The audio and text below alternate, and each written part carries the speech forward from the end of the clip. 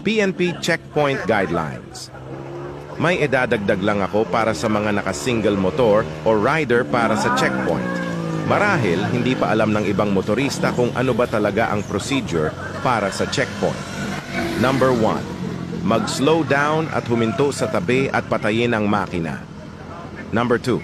Tanggalin ang helmet lalo na kung ikaw ay naka-full face helmet.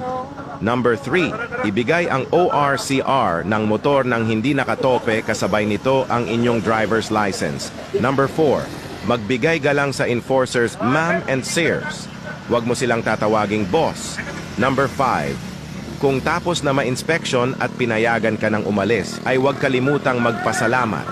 Number 6. Huwag na huwag kang sasama o sasakay sa mobile car kung sakaling imbitahan ka nila. Kung saan ka nahuli o na-checkpoint, ay dapat doon ka din mismo tikitan. Pag na-impound ang motor mo, huwag kalimutan kunin ng pagkakakilanlan nila.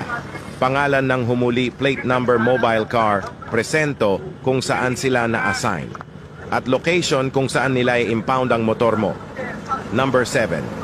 Kung against ka sa panghuhuli nila o nakalagay sa ticket, huwag mo pepermahan ng ticket para may laban kung sakaling gusto mo i-contest. Number 8. Huwag ka magpapahawak sa katawan mo. Huwag mo rin hayaan sila ang mag-search.